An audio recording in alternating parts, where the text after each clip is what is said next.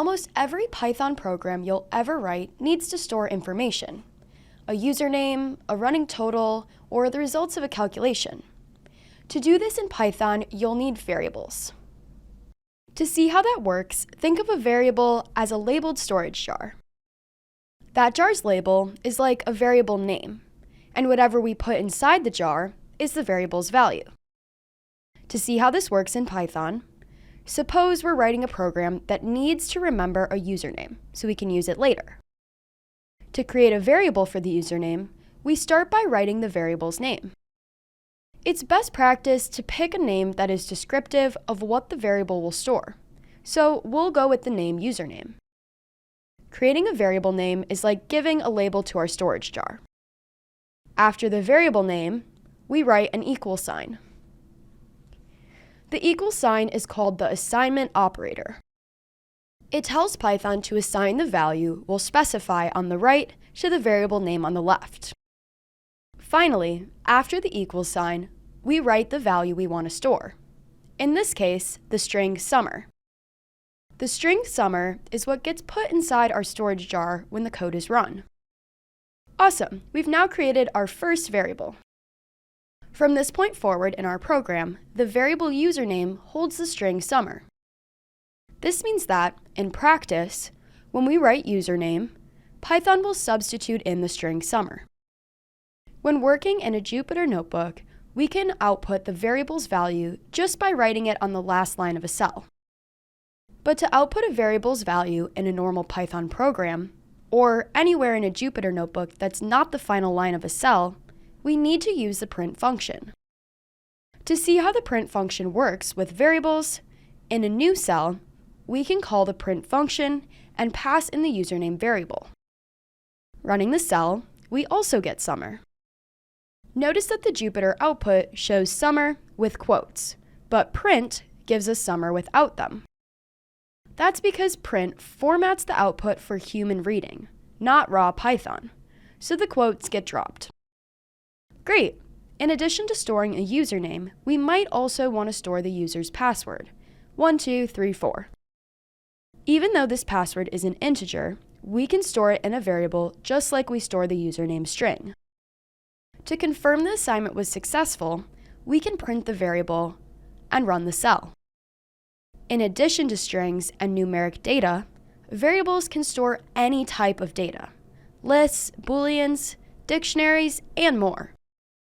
If you want to learn more about these data types, we left a link to our videos on these topics in the description. Awesome! Now you understand how to create variables to store values and use them later in your program. But suppose the user later wants to update their password stored in the password variable. We can change a variable's value at any point in our program. This is called reassignment, and we can do it as many times as we'd like. To reassign the password variable, we write its name, followed by the assignment operator, and the new value. After this point, the password variable now contains the value 4567. But before this point, password is still 1234. Great, now we know how to store and update the values in our variables. So far we've focused on what variables hold, but variable names matter too, and Python has rules about what counts as a valid name. Break them and your code won't run. To see how these rules work, let's create a new variable that stores a user's 3 favorite desserts. You might think a natural variable name would be 3 fave desserts. But when we run this, Python throws an error. This is because variable names can't start with a number. However, numbers are allowed in all other parts of a variable name. So a variable name like my 3 fave desserts will work. Okay, that's fine. But my 3 fave desserts isn't very easy to read. A natural fix would be to add spaces between the words. But running the cell, we get another error. That's because Python doesn't allow spaces in variable names. Instead, to make variable names more readable, Python programmers often use underscore characters to represent spaces. When we run the cell now, It works. One final rule to keep in mind is that variable names are case sensitive.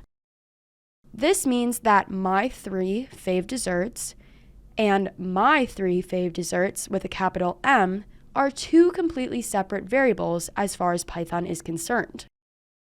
So when creating and using variables, it's important to be consistent.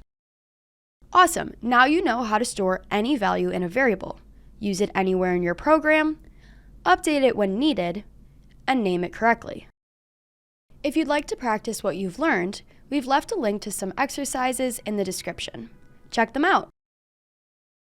We're working on lots more Python explainer videos like this one, so be sure to subscribe so that you don't miss out.